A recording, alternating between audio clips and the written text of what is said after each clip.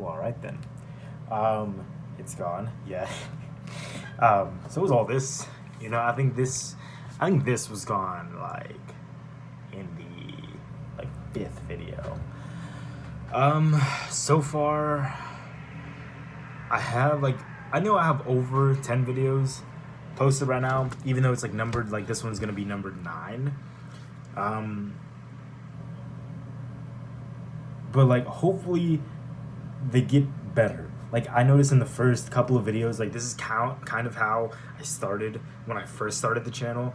Like my thoughts aren't always complete, right? And I get that. Like when I speak, people are like, what the hell is he talking about? Because like if you're talking like with yourself, it's kind of easy to get like sidetracked. It's kind of easy to express every one of the thoughts you want to have, or every one of the thoughts that you want to it's kind of easy. Sorry, I'm gonna start over. This is what I mean. It's easy to express every single one of the thoughts that you think connect with your main message. And then what happens with me specifically, like other people are really good at this when I watch them, but what happens with me specifically is I get sidetracked and I start talking about all these. Like right now, I don't really have a main message for this video, but I kind of do. And I want to get to that, but like that's the point I'm making with exactly what I'm doing right now. Is like I get sidetracked and I start talking about things for a while that have nothing really, very little to do with like the main message, that like could be a whole video by themselves. Like when I speak about it, it could just be a video on itself.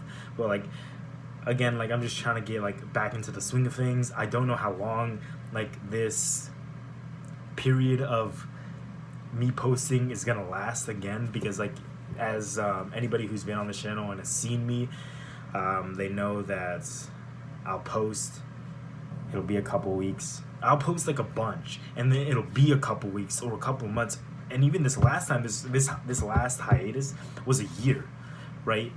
And see, this is what I mean. Like every one of my thoughts I want to express, and this, I've already gotten off track, and it's already been like another minute since I last said I get off track about things. But yeah, this is kind of what happened last time with my videos. I just get sidetracked and I start talking about things that don't need to be talked about necessarily, and I don't want to have a script. I don't like that. It's annoying to be like, you know? So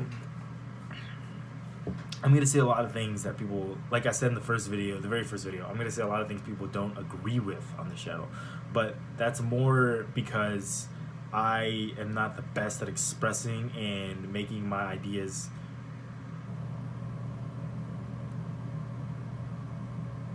obvious to others. Like it's very obvious to me why these things make sense, but it's difficult for me to express to others why this is the order in which my ideas, like, because this is the order in which they make sense to me. Like it's just, ideas to me are just like these random things that just make sense and are grounded on a good frame of reference, like a foundation, some sort of ideology or whatever. But why am I all like out of? That's weird. Yeah, that's how they're built, and it's like it's easy to understand, like in my head, why I've built them up this way and why I'm here and where I could like improve, but it's difficult for me to tell others why that makes sense. So that's why YouTube to me is a little bit better, because like I can say everything I want to say and people can at least know or get a gist, give me the chance to speak without responding to me and interrupting me, and hear everything that I have to say about certain things or whatever, right? Even if they don't necessarily agree with them, you give like me a common courtesy by watching my videos to listen to me talk about something that may interest you for a minute or whatever. And I don't title these videos either.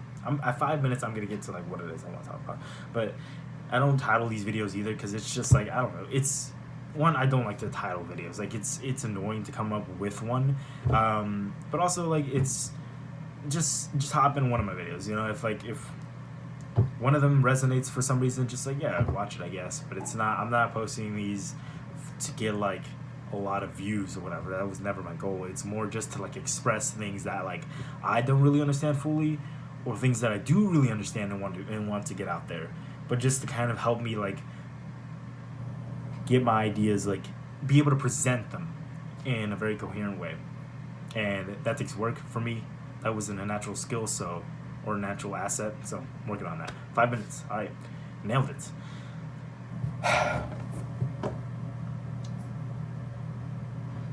Okay, so there's this thing called the Divine Office, right? My friend told me about it. He said it was the public prayer of the church, and I said, no, the Catholic Church, and I said, no, it's the Rosary. He said, no, and I said, okay. So I figured I was wrong, and I was, of course. Like, why would you lie about that? You know what I'm saying? Why would you say something else is the public prayer of the... Why would I think they were wrong about that? So, naturally, I used Google to find out what this is. Well, he didn't call it the Divine Office. He called it the Liturgy of the Hours. And then later, I think he mentioned that it was called also the Divine Office. He's kind of a chode that way. He doesn't like fully give you the message, like he's trying to teach you a lesson or something. It's just say it, you know what I'm saying? If you watch this video, just say things. But it was like, this video is a good thing, you know. Just if you're watching it, you know I'm talking about you. Don't get all butthurt that I'm saying you know, just say what you're trying to say. All right, don't be going roundabout with it.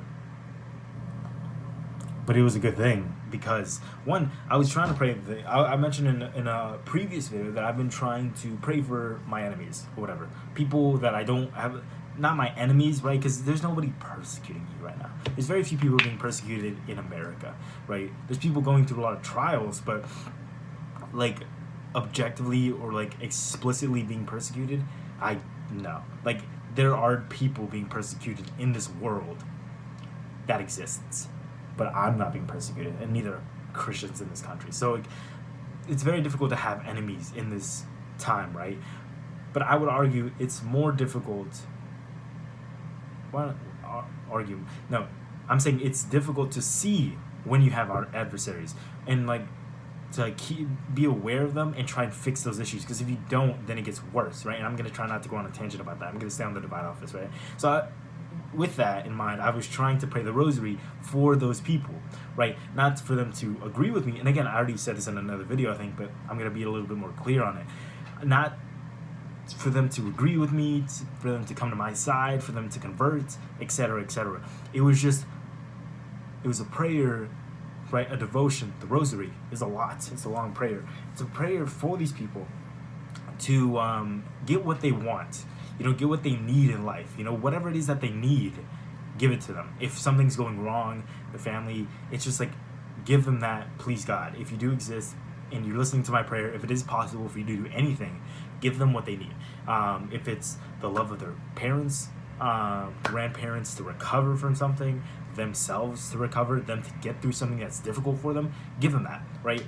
And there's nothing really that virtuous, I think, about praying for it, but like, it's just... when that started happening, I started seeing some really cool things like that I don't necessarily attribute to my prayer, but I think it's really dope. You know, when you see like coincidences, no matter what, are always pretty cool. Like, it's just because I prayed for these people, and then I hadn't seen these motherfuckers in like 2 or 3 years, and then I was like, oh shoot, there they are. That's dope. Like, I just prayed for you like 2 days ago, right? It's cool. I've always thought that to be pretty cool. So I get excited at coincidences. I call them that. I don't call them anything else, just coincidences, right? And it's dope to see that. So I was praying the Rosary, and that was really dope. Like, I was saying like good things, and I'm still saying like good things right now. Not as much in the beginning, like, but like now it's still like I just pray it, and it's just cool, you know, it's that sort of thing. And I do think it has like obviously like ability. Like, I'm a Catholic, of course it has ability.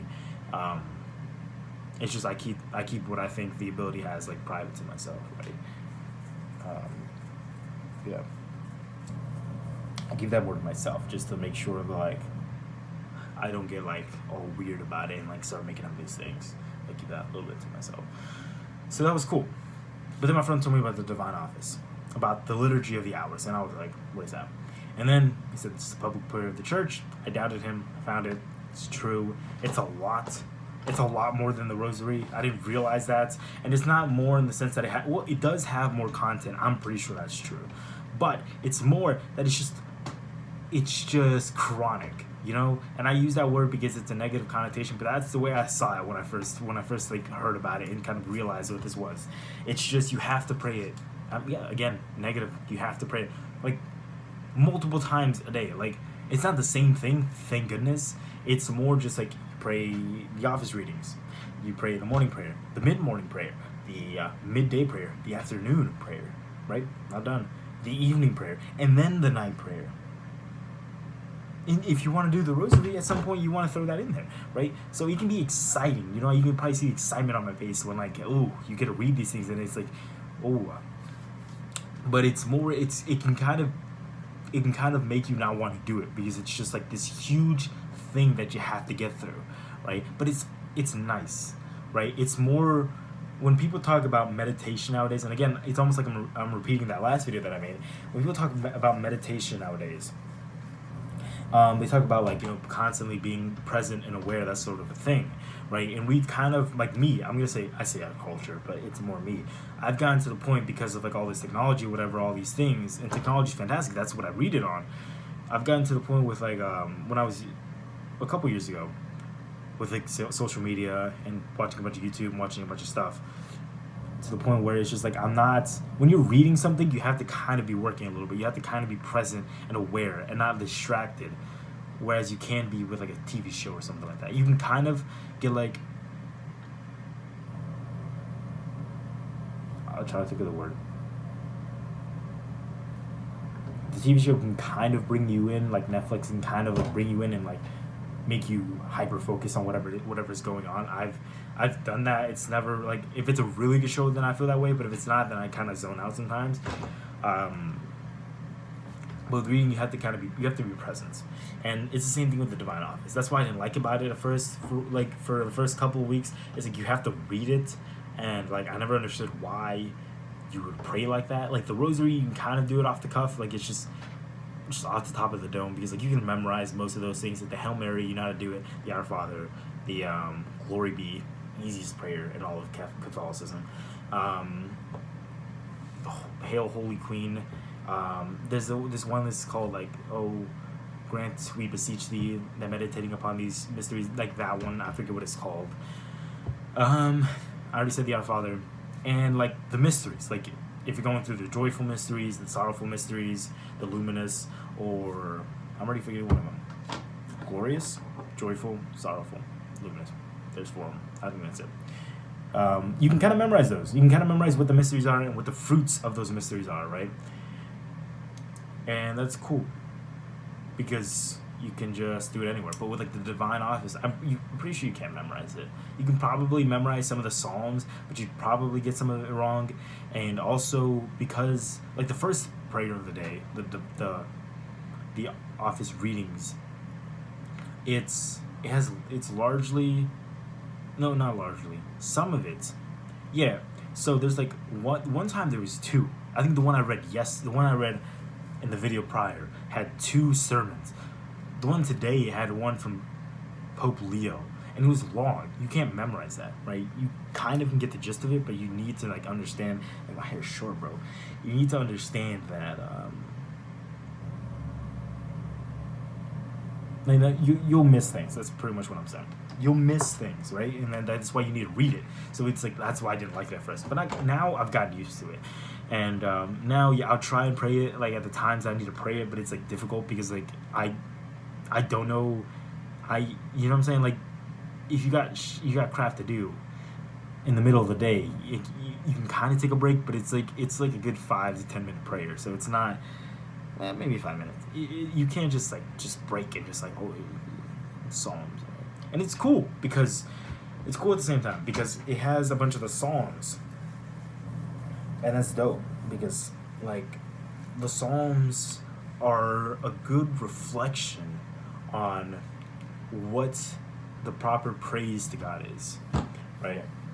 Where at one moment they're talking about, God, you're so great, fantastic, thank you. Another time you're saying, why have you abandoned me? You suck. All these things. And then also it's like, I'm righteous, save me, God. What's wrong with you? Like, you need to talk to me, you need to answer me, save me. But then at the same time, they talk about how terrible they are. I'm a terrible person. Like, I've done these terrible things.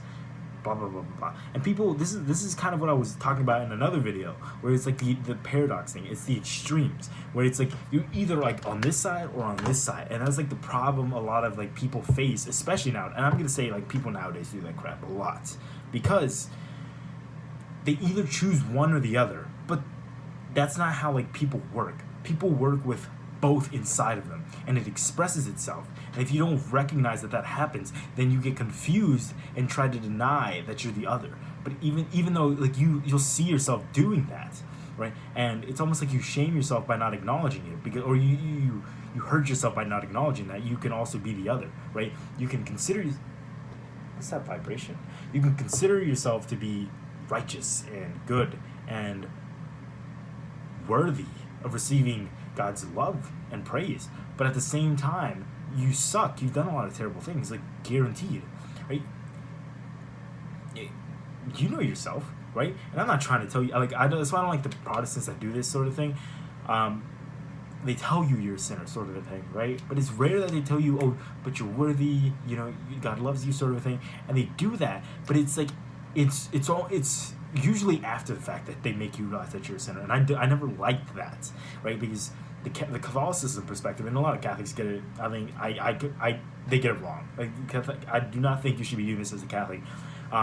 It's like you should be knowing that you're a sinner first, and then figuring out this first. It may be not all Protestants do this, but it's just I don't like that, right? And the Psalms in the Divine Office, they get this right, full circle. They get this right, where David he thinks he's righteous, and God needs to answer him and understand that. Hey, if I'm going to be following your laws, if I'm going to be this righteous person, shouldn't you be answering me? Answer me and help me in this moment. My enemies are coming after me and trying to kill me. But at the same time, David understands, like, oh, I suck. I've done a lot of terrible things. I am righteous, but I'm also terrible. I've also done terrible things, and I'm capable. It's not just, and that's the thing too, a lot of people also focus on the extreme of only the terrible things that they've done. And a lot of people, I'm going to say a lot of people are good people. They haven't done awful things. They haven't done terrible things, right? And I would put myself in that camp too. But that's kind of not true, because people are very quick to forget the terrible things that they've done, first off. Usually because they grow past it and they say that's the old me. That's a good way to like look at life too. Because it's helpful to be able to move on from things and not completely guilt yourself every single time it comes into your mind. Just like, oh, I thought of this terrible thing that I did in the past. I need to dwell on it. No, you don't. It's important to be able to move on. But at the same time, it's important that like David, and I'm saying David, King David, right? In the Psalms, and it's not just I don't think it's just King David singing the Psalms or whatever, but it's important to be able to realize your potential for being a terrible person, for your potential that if you had all this power, if you had all this money, if you had all these things that can make you a terrible person, what would you actually do? You don't know. Most people will never get there, right? And I'll use like a very secular quote from like Jim Carrey. There's a lot of wisdom that comes from different sorts of people, and I think Jim Carrey nailed it with this quote. He says something, and I'm gonna completely butcher it, but he says, I wish everybody could become famous so they could realize it's not the answer, or something like that, right? And that's an important one to think of, because I think he's talking more about like happiness. But right now I'm talking a little bit more of like power, being a terrible person, doing terrible things, right? And it's not that you're a terrible person, but that you're capable of committing terrible acts, right? And people, I don't consider them terrible for terrible acts, but it's just once you do it once, it just becomes easier, and just you keep moving in this direction, and then you get to a point where you're just like, I don't know how I'm here. I don't know how I got to this point, how I am who I am at this point anymore. This is not who I was supposed to be. I wasn't supposed to be this menace. I was supposed to be a good person, but I've somehow convinced myself. I've somehow committed all these acts to get to the point where now it's second nature.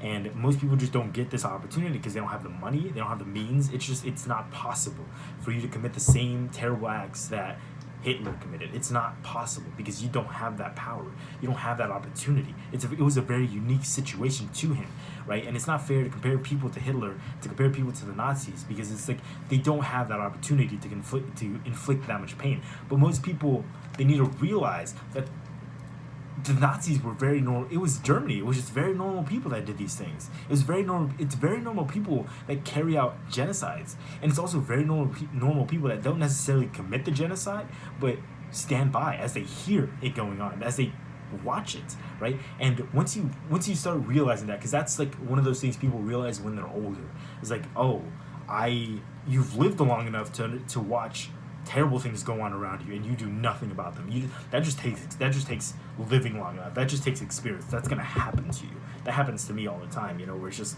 oh my gosh, I should have done something. But at the same time, you realize when you reflect back on your life, it doesn't fix the problems that you committed, because that's not how it works. It's not you commit one good act for one bad act. That's just not how life works. And people won't treat you that way either, because people have a good sense of justice. That's not how justice works. You murder somebody, but then you also donate $1 million to charities. That doesn't mean anything. That's not gonna pay for your sins, for your evil acts. That's not how justice works, right? So, but people do good things. If you reflect on your life, if you've also lived long enough, and if you've only lived for a little while, you can see, wow, I've done really good things. I'm a really good person. I've done really good acts. Like, it's just, there was something there that I wish that could be me pretty much all the time. Imagine the world. If just who I am, just this average, really nobody who doesn't have this much power, can have such an impact that I just did this one little thing, this one little good thing, and it's blossomed into this huge, amazing thing, right? And like, this is, I know I'm talking about the divine office, but this is why I'm talking about the Psalms, because it's like, it's tied to the divine office. It's important.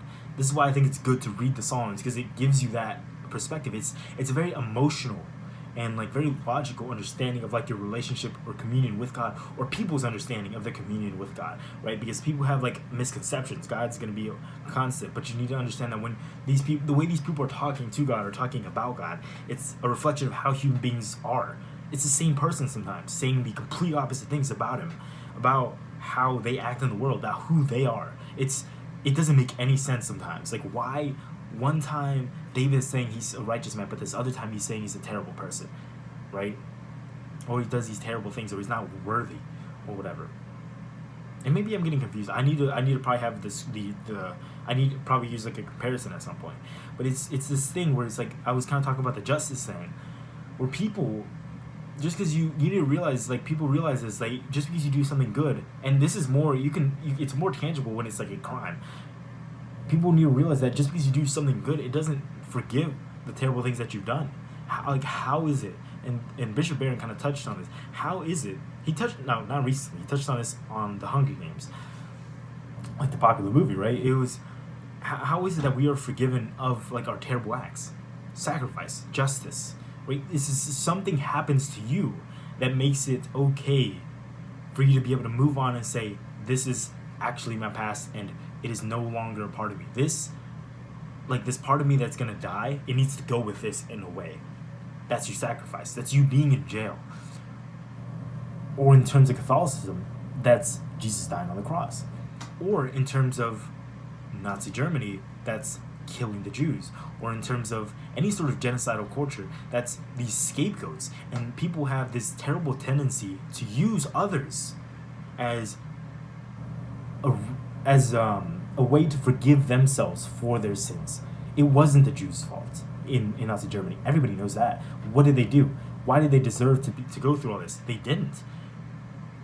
No, but human beings tend to like move in this direction. They use other people as scapegoats. Republicans blame Democrats for all the terrible things that they've committed themselves, the terrible things that they've put out into the world.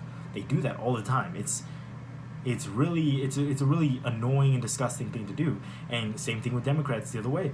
The same thing with just human beings in general. Like we tend to use, and I call it sacrifice. Like human sacrifice is the ultimate example of it. Like Nazi Germany was like the most recent and like not most recent actually, but the most obvious example to most people, because we talk about it so frequently in America. It's the most obvious example of like human sacrifice, and it was never explicitly said because of like they did this or whatever. Maybe it is. I've never really looked into it, but it's just an obvious example of human like atrocities just committed because of no reason, it seems like. But in terms of like people you being able to find some sort of scapegoat for their problems and for the world's problems. That's just human beings find themselves in that position way too often, right? Way too often. And we need to, of course we need to stop that, right? But it's the understanding that maybe that's something about us, you know? Maybe there's something about us that wants to, for whatever reason, sacrifice something, put all of our all of our sins, all of this parts of us that we want to die and want to go away, onto something like Jesus, because we don't feel worthy the same way David does, right? But we also feel righteous. But what gets in the way of that is also not feeling worthy. It's this. This is why the divine office, it's kind of been like this beautiful thing that I'm grateful my friend showed to me, that talked to me about it.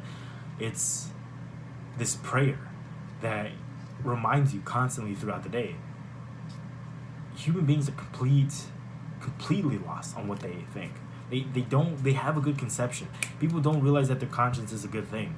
They have a good conception of what they are in this world,